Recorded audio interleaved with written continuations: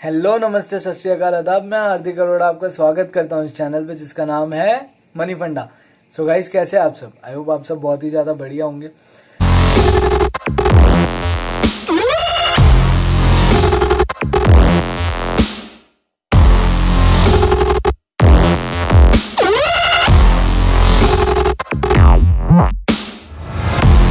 तो दोस्तों, आपने टाइटल में पढ़ ही लिया होगा, आज का टॉपिक एक बहुत ही ज़बरदस्त है। आज के वीडियो में बहुत ही ज़बरदस्त आईपीओ के बारे में बात करेंगे, जिस आईपीओ का नाम है कैम्स। ठीक है, आपने देख ही लिया होगा। मैं जानता हूँ आप लोग बहुत ज़्यादा स्टॉक मार्केट एडिक्टेड, और आप लोगों को इन्फॉर्मेशन होगी कि कैम्स का आईपीओ सितंबर एंड में आ रहा है और उसका इशू प्राइस जो है वो 1230 के आसपास है, और 12 शेयर का जो है अलॉटमेंट है, और कुल मिला के 15,000 रुपये के आसपास का जो है ये एक अलॉटमेंट साइज और अमाउंट है। इतना तो आपने देख ही लिया होगा। अब ये तो आप लोग भी पढ़ लिए होंगे, है ना? तो आप सोचे होंगे भाई ये सब तो हमने भी पढ़ लिया, हम भी जानते हैं, तो कौन सी नई चीज़ बता रहा है? तो सही है, आपका सवाल बिल्कुल सही है। मैं कौन सी नई चीज़ बता रहा हूँ? तो ये सब चीज़ें तो ठीक है, आप सब पढ़ लिए, आप सब जान लिए, अच्छी बात है। पर मैं आपको बताना चाहूँगा कि कैम्स क्या है, और मैं कैम्स के लिए लेकर ही क्यों एक वीडियो बना रहा हूँ। आप सब जानते ही है, इस चैनल को 3-3.5 महीने हो चुके हैं, और उस दौरान बहुत सारे आईपीओ आए। अभी हाल ही में हैप्पीएस्ट माइंड का आया था, रूट मोबाइल का आया था। तो मैंने उनके ऊपर क्यों नहीं वीडियो बनाया, और मैं कैम्स के ऊपर ही क्यों वीडियो बना रहा हूँ, उसका एक बहुत ही इंटरेस्टिंग जवाब है। आप सब जानते ही है कि एक इन्वेस्टर हमेशा लॉन्ग टर्म का सोचता है। तो लॉन्ग टर्म का सोचने के लिए आप जिस कंपनी में लॉन्ग टर्म के लिए पैसे डाल रही है, आपको उस कंपनी की फ्यूचर वायबिलिटी होनी चाहिए। इस चीज का आपको देखना पड़ता है कि वो फ्यूचर में चलनी चाहिए। ऐसा नहीं हो कि मैं तो सोच रहा हूँ 10 साल का सोच लिया, और कंपनी के स्टैटिस्टिक्स, डेटा और कंपनी का मैनेजमेंट तो भाई 2 साल में ही कंपनी डुबा देगा।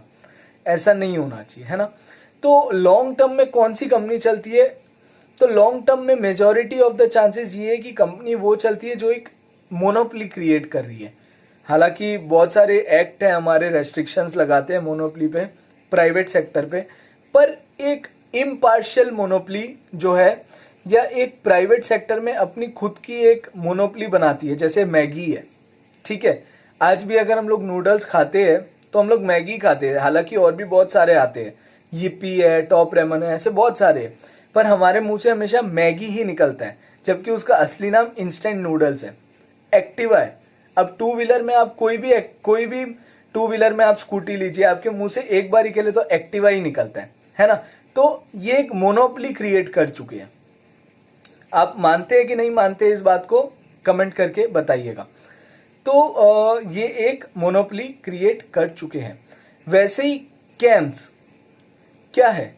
तो कैम्स म्यूचुअल फंड का जो है ट्रांसफर एजेंट की तरह काम करता है, या आप बोल लीजिए डिविडेंड, और इन सब को रेगुलेट करता है और इन सब को मॉनिटर करता है, और एक ऐसा इंस्टीट्यूशन है जो म्यूचुअल फंड के ट्रांजैक्शन के बेस्ड है। मतलब अगर मैं आपको आपकी स्क्रीन पे दिखा दूंगा, एक विकिपीडिया का स्क्रीनशॉट है, उसके अंदर आपको पता चल जाएगा कि है क्या और क्या क्या सर्विसेज देता है। आपके स्क्रीन पे अभी आ रहा होगा, आप देख सकते हैं। मैं इन सब चीजों को अगर एक शॉर्ट में और एक कंसोलिडेटेड वे में बताऊं, तो सीधा साधा ये म्यूचुअल फंड को जो है, म्यूचुअल फंड लोग जितना खरीदेंगे उतना इसको फायदा होगा। ठीक है, म्यूचुअल फंड इसको पैसा देता है और अपने ट्रांजैक्शन और ये सब चीजें करवाता है। ठीक है, तो आपको क्या लगता है? मैं कुछ नहीं बोलूंगा, आपको क्या लगता है इन फ्यूचर लोग म्यूचुअल फंड में पैसे डालेंगे, लोग म्यूचुअल फंड खरीदेंगे? अगर आपको लगता है हाँ यार जरूर खरीदेंगे, तो यकीन मानिए कैम्स भी बढ़ेगा, कैम्स की अर्निंग बढ़ेगी, कैम्स का रिजर्व चढ़ेगा, कैम्स के डिविडेंड पे आउट अच्छे होंगे, कैम्स के मार्केट शेयर प्राइस बढ़ेगा। ठीक है, अगर आपको ऐसा लगता है कि इन फ्यूचर म्यूचुअल फंड बढ़ेंगे तो। अगर आपको लगता है नहीं यार इन फ्यूचर म्यूचुअल फंड में पैसा नहीं डालेंगे लोग, बैंक एफडी या ऐसे सब करेंगे, तो भैया रहने दीजिए, आपसे ना हो पाएगा, आप छोड़ दीजिए। तो ये सीधा साधा म्यूचुअल फंड से कनेक्शन रखता है। एनएससी HDFC, ये बड़ी बड़ी जो बैंक है, HDFC बैंक है, NSE है, ये बड़ी बड़ी जो इंस्टीट्यूशन है, ये सब ने इनकॉर्पोरेट किया है, ये सब का स्टेक है इसके अंदर। तो एक रिलायबिलिटी इसके अंदर से झलकती है, इसके अंदर एक रिलायबिलिटी आती है, एक फ्यूचर में एक प्रिडिक्शन आता है कि हाँ यार ये फ्यूचर में चल सकता है ना। लिस्टिंग गेन को अगर आप मुझसे पूछें, बहुत लोग पूछते हैं लिस्टिंग गेन क्या हो सकता है, तो इस शेयर पे मैं बोलूंगा लिस्टिंग गेन अगर हो भी ना तो आप जाने दीजिए। अगर आप लॉन्ग टर्म का सोचते हैं, अगर आप मिनिमम 3 साल को ये पैसा ब्लॉक करना चाहते हैं तो ही आप इसमें पैसा डालिए।